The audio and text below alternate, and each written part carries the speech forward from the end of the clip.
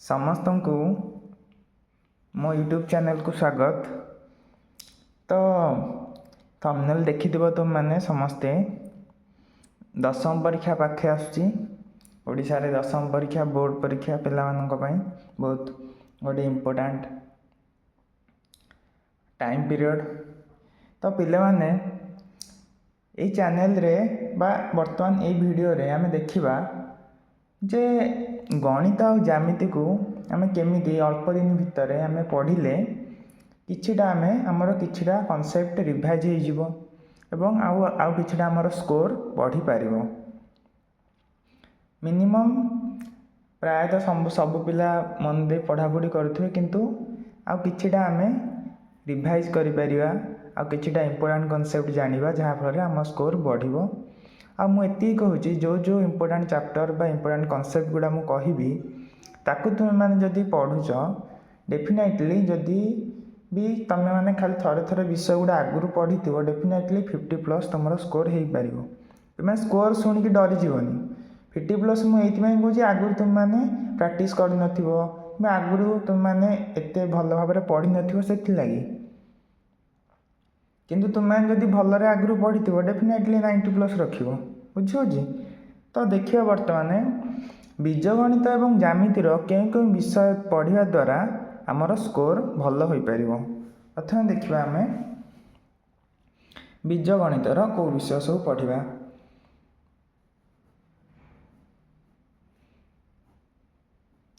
ତ ବୀଜଗଣିତରେ ପିଲାମାନେ ତୁମର ପ୍ରଥମ ବିଷୟ ନାଁ କ'ଣ? ପ୍ରଥମ ବିଷୟ ନାଁ ହେଉଛି ସରଳ ସମୀକରଣ। ସରଳ ସମୀକରଣ।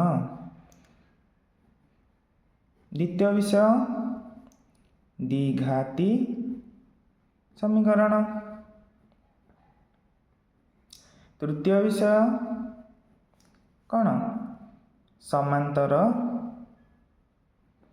ପ୍ରଗତି। ତୁମେମାନେ ଭାବୁଥିବ, ସାର୍ ସବୁ ବିଷୟ ଗୁଡ଼ା ଆପଣ ଲେଖୁଛନ୍ତି, କହିଲେ ସିଲେକ୍ଟେଡ଼ ବିଷୟ ଲେଖିବେ ବୋଲି ସବୁ ବିଷୟ ଲାଇନ୍ରେ ଲେଖୁଛନ୍ତି ଯେ। ଆରେ ସବୁ ବିଷୟ ନାହିଁ, ଏହାପରେ ଆଉ ମୁଁ ଗୋଟେ ବିଷୟ ନାଁ ଲେଖିବି ଏବଂ ସେତିକି ପଢ଼ିବା। ତା ଭିତରୁ କିଛିଟା ଇମ୍ପୋର୍ଟାଣ୍ଟ କନସେପ୍ଟ ପଢ଼ିବା, ଯାହାଫଳରେ ଆମର ସ୍କୋର୍ ଭଲ ହୋଇପାରିବ। ବୁଝିହେଉଛି? ତ ଆମର ଫୋର୍ଥ ବିଷୟ କ'ଣ ଲେଖିବା? ସମ୍ଭାବ୍ୟତା। ଠିକ୍ ଅଛି, ସମ୍ଭାବ୍ୟତା। ଏଇସବୁ ବିଷୟ ଆମେ ବୀଜଗଣିତର ପଢ଼ିବା, ଯାହାଫଳରେ ଆମର ସ୍କୋର୍ ଭଲ ହୋଇପାରିବ। ମୁଁ କହିବି କେଉଁ କନସେପ୍ଟ ୟା ଭିତରୁ ଇମ୍ପୋର୍ଟାଣ୍ଟ। ଏବେ ଦେଖିବା ଜ୍ୟାମିତିର କେଉଁ ବିଷୟ ଆମର ଇମ୍ପୋର୍ଟାଣ୍ଟ ଅଛି, ଯାହାକୁ ପଢ଼ିବା ଦ୍ୱାରା ଆମର ସ୍କୋର୍ ଭଲ ହୋଇପାରିବ।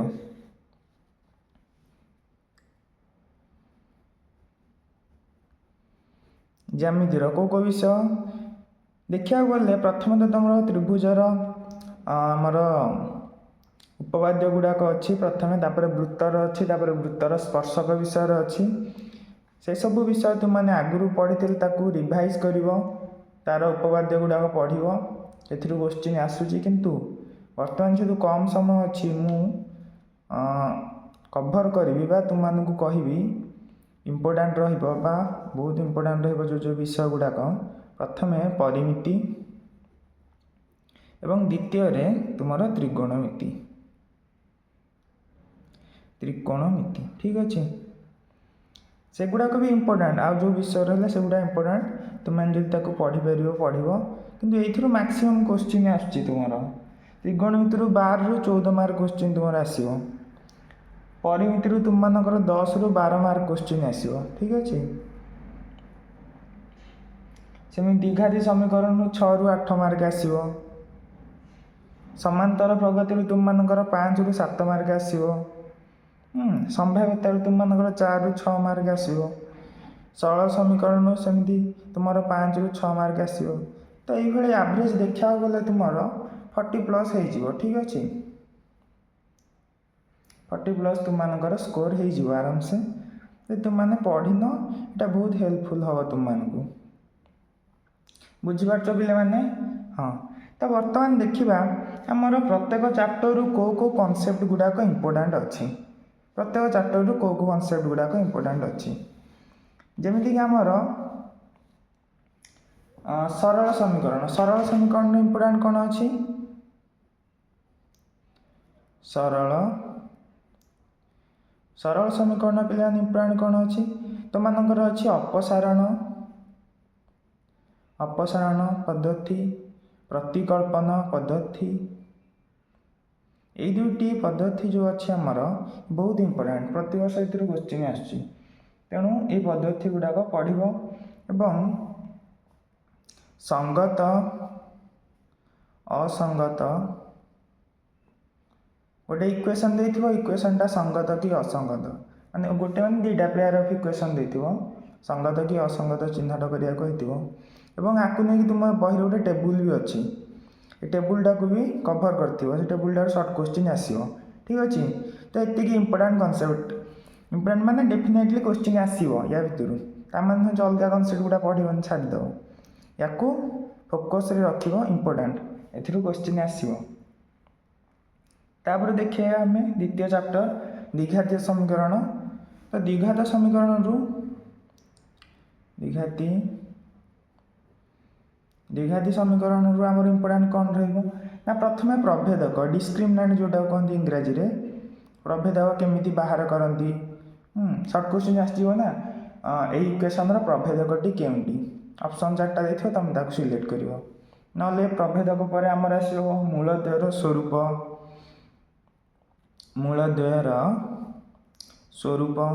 ତ ମୂଳଦ୍ୱୟର ସ୍ୱରୂପ କିପରି ହୋଇପାରେ ବା କେଉଁ କେଉଁ କଣ୍ଡିସନରେ କ'ଣ କ'ଣ ହେବ ତାକୁ ନେଇକି ବି ଗୋଟେ ଟେବୁଲ୍ ଦେଇଛି, କେତେବେଳେ ଆମର ବାସ୍ତବ ରହିବେ କେତେବେଳେ ଅବାସ୍ତବ ରହିବେ, ସେ ଟେବୁଲ୍ଟିକୁ ପଢ଼ିବ। ଠିକ୍ ଅଛି, ମୁଁ କଭର୍ କରିବି, ଗୋଟେ ଚାପ୍ଟର ଆମେ କଭର୍ କରିବା, ତ ଜାଣିବା, କିନ୍ତୁ ତୁମମାନେ ଏଗୁଡ଼ା ଇମ୍ପୋର୍ଟାଣ୍ଟ ଧ୍ୟାନ ଦିଅ। ତାପରେ ରହିଲା ଆମେ ସମୀକରଣର ପ୍ରୟୋଗ, ଦ୍ୱିଘାତୀ ସମୀକରଣର ଯେଉଁ ଆମର ରହିଛି ଲାଷ୍ଟକୁ ଯେଉଁ ଏକ୍ସରସାଇଜ୍ଟା, ଦ୍ୱିଘାତୀ ସମୀକରଣକୁ ପ୍ରୟୋଗ କରିକି ଆମେ କେମିତି ଗୋଟେ କ୍ୱେଶ୍ଚିନ୍ ସଲ୍ଭ କରିବା ସେଇଟା ଦେଖିବା, ସେଇଟା ବି ଇମ୍ପୋର୍ଟାଣ୍ଟ। ଠିକ୍ ଅଛି, ସମୀକରଣର ପ୍ରୟୋଗ ଏଇଗଲା ଦ୍ୱିଘାତୀ ସମୀକରଣ। ତାପରେ ସମାନ୍ତର ପ୍ରଗତିରେ ଆମର ଇମ୍ପୋର୍ଟାଣ୍ଟ କ'ଣ ରହିବ, ସମାନ୍ତର ପ୍ରଗତିରେ ପିଲାମାନେ ଜାଣିଥିବ ପଦ, ପ୍ରଥମ ପଦ ଦ୍ୱିତୀୟ ପଦ, ଯେଉଁ ପଦ ରହିଲା ଏ ଯେଉଁଟାକୁ ଆମେ ଡିନୋଟ୍ କରନ୍ତି, ତ ସେ ପଦକୁ ନେଇକି ତାପରେ ଯେଉଁ ସାଧାରଣ ପଦ ଡି ଗୋଟେ କ୍ୱେଶ୍ଚିନ୍ ଦିଆଯାଇଥିବ, ସେ ପଚାରିଥିବ ପଦ ଏବଂ ସାଧାରଣ ପଦ ନିର୍ଣ୍ଣୟ କର, ଏଇଟା ବହୁତ ଇମ୍ପୋର୍ଟାଣ୍ଟ, ସର୍ଟ କ୍ୱେଶ୍ଚିନ୍ ଆସିଯାଉଛି ଏଥିରୁ। ଏବଂ ପରେ ଆଉ ଗୋଟେ କନସେପ୍ଟ ଆମର ଅଛି n-ତମ ପଦ ନିର୍ଣ୍ଣୟ କର, n-ତମ ପଦ ନିର୍ଣ୍ଣୟ କର। n-ତମ ପଦ କ'ଣ ହେବ, ଗୋଟେ ଦେଇଦେବ ଏପି ଦେଇଦେବ ଆମର, କହିବ n-ତମ ପଦଟି କ'ଣ ହେବ, ବୁଝିପାରୁଛ, ଏପି ମାନେ କ'ଣ, ସମାନ୍ତର ପ୍ରଗତି। ଠିକ୍ ଅଛି, ତ n-ତମ ପଦ ନିର୍ଣ୍ଣୟ କର, ସେହିପରି ଦେଇଦେବ n ସଂଖ୍ୟକ ପଦର ଯୋଗଫଳ କ'ଣ ହେବ, n ସଂଖ୍ୟକ ପଦର ଯୋଗଫଳ, ତା ସବୁ ଫର୍ମୁଲା ଅଛି। ଏତିକି ହେଉଛି ଆମର ଇମ୍ପୋର୍ଟାଣ୍ଟ, ଆହୁରି ଅଛି ଭିନ୍ନ ଟାଇପ୍ର କ୍ୱେଶ୍ଚିନ୍ ବି ତୁମମାନେ ଦେଖିବା ସମାନ୍ତର ପ୍ରଗତି ଚାପ୍ଟରରେ, ତ ଏଗୁଡ଼ା ହେଉଛି ଇମ୍ପୋର୍ଟାଣ୍ଟ କନସେପ୍ଟ, ଏଥିରୁ କ୍ୱେଶ୍ଚିନ୍ ଆସିବାର ଚାନ୍ସ ଅଧିକ, ବୁଝିପାରୁଛ। ଏବଂ ଲାଷ୍ଟ ବିଷୟ ଆମେ ସମ୍ଭାବ୍ୟତାରେ କ'ଣ ଦେଖିବା, ତୁମମାନେ ଭାବୁଥିବ ସାର୍ ଆଉ ତ କନସେପ୍ଟ ଗୁଡ଼ା ଅଛନ୍ତି, ଆପଣ ଏଇ କନସେପ୍ଟ କାହିଁକି ଇମ୍ପୋର୍ଟାଣ୍ଟ କହୁଛନ୍ତି, କାହିଁକିନା ଏଥିରୁ ମ୍ୟାକ୍ସିମମ୍ ଇୟର୍ରେ କ୍ୱେଶ୍ଚିନ୍ ଆସିଛି, ଅଧିକାଂଶ ବର୍ଷ ଏଥିରୁ କ୍ୱେଶ୍ଚିନ୍ ଆସିଛି, ଆଉ ଏଇ କନସେପ୍ଟରୁ ଆସେ, ତେଣୁ ଏଇ କନସେପ୍ଟ ଗୁଡ଼ା ଇମ୍ପୋର୍ଟାଣ୍ଟ, ଏଗୁଡ଼ା ତୁମେ କଭର୍ କଲେ ଡେଫିନେଟଲି କ୍ୱେଶ୍ଚିନ୍ 40 ଆଭରେଜ୍ 40 ପାଖାପାଖି ପାଇଯିବ, 40 ମାର୍କ ପାଖାପାଖି ପାଇଯିବ। ତ ସମ୍ଭାବ୍ୟତାରୁ ଆମେ ଦେଖିବା ଘଟଣାର ସମ୍ଭାବ୍ୟତା ଆମେ କେମିତି ନିର୍ଣ୍ଣୟ କରିବା, ଆନୁଭାବିକ ଏବଂ ତାତ୍ୱାଧାରିକ। ଆନୁଭାବିକ ସମ୍ଭାବ୍ୟତା ଏବଂ ତତ୍ତ୍ୱାଧାରିକ ସମ୍ଭାବ୍ୟତା, ତ ଏସବୁ ସମ୍ଭାବ୍ୟତା ଆମେ କେମିତି ନିର୍ଣ୍ଣୟ କରିବା ସେଇଟା ଦେଖିବା ସମ୍ଭାବ୍ୟତା ବିଷୟରେ, ବୁଝିହେଉଛି। ହଁ, ଆହୁରି ସମ୍ଭାବ୍ୟତାର ଅଛି କ୍ୱେଶ୍ଚିନ୍ ଅଛି, ସେଗୁଡ଼ାକ ବି ଆମେ ଡିସ୍କସ୍ କରିବା। ତ ବର୍ତ୍ତମାନ ଦେଖିବା ଆମେ ଜ୍ୟାମିତିରେ ଯେଉଁ ରହିଲା ତୁମମାନଙ୍କର ପରିମିତି तुमने देखिल तो ये स्क्रीनशॉट नवार अच्छे नहीं जा है। तो ज्यामिति एवं ज्यामितिर अच्छे परिमिति एवं त्रिकोणमिति। तो परिमितिर कौन कौन इम्पोर्टाट परिमितिर घनफल क्षेत्रफल यहाँ हूँ इम्पोर्टाट कौन घनफल जी सब 3D फिगर सब आमर अच्छी 2D फिगर अच्छी से सब घनफल क्षेत्रफल किपरि निर्णय करवा तार सूत्र ठीक अच्छे यहाँ हूँ इम्पोर्टाट। तुम देख परिमितर जो अच्छे आम वृत्त वृत्तर चाप वृत्तर कला ठीक अच्छे तार क्षेत्रफल चाप कला एवं वृत्त 3टा आकार क्षेत्रफल ये अधिक तुमर MCQ आसे बुझीपार पे तुम अधिक MCQ आसे ऑब्जेक्टिव क्वेश्चन आसे। तेणु जी सब तुम 2D 3D फिगर अच्छी तार घनफल क्षेत्रफल सूत्र एवं तार क्वेश्चन परिमिति यहाँ इम्पोर्टाट। द्वितीय हूँ आम वृत्त रिलेटेड जी सब कनसेप्ट अच्छी से गुड़ाक इम्पोर्टाट। तापर त्रिकोणमिति त्रिकोणमिति कौन कौन ना प्रथम तुम समस्त जान त्रिकोणमिति सब वर्ष गोटे क्वेश्चन आसर आमर उच्चता एवं दूरता हाइट एंड डिस्टेंस उच्चता एवं दूरता उच्चता एवं दूरता जो कनसेप्ट रहा तेणु सब वर्ष गोटे क्वेश्चन आस पकई एति उच्चा गोटे गछ अच्छी तार छाई ये दूरतार पड़े एवं से भूमि सहित एति कोण करथिले गछटर उच्चता निर्णय कर कि गछटर उच्चता देखो छाईटर दैर्घ्य निर्णय कर ठीक अच्छे आंगेल बा कोणर कोण केते डिग्री हो निर्णय कर बुझे कि ना ये क्वेश्चन पकईदेव यहाँ इम्पोर्टाट यहाँ सियोर सब वर्ष गोटे क्वेश्चन आसो। द्वितीय त्रिकोणमितिर इम्पोर्टाट क्वेश्चन कौन हो पार इम्पोर्टाट कौ कनसेप्ट रु आमर क्वेश्चन आसूजी ट्रिगोनोमेट्रिक आइडेंटिटी बा जोड़ा आम कहते त्रिकोणमितिक अभेद त्रिकोणमितिक अभेद कौन त्रिकोणमितिक अभेद जोड़ा सब रहा sine theta cos theta tan theta एम सब अच्छी एम मध्य रिलेसन कौन जमीक आमर sine theta by cos theta हो टैन थीटा जमीक आमर गोटे रिलेसन अच्छी कौन साइन थीटा कॉस थीटा भर रिलेसन कौन sine square theta plus cos square theta equals to 1 बुझी तो यही सब रिलेसन गुड़ाक भितर क्वेश्चन आसपार यहाँ भी इम्पोर्टाट।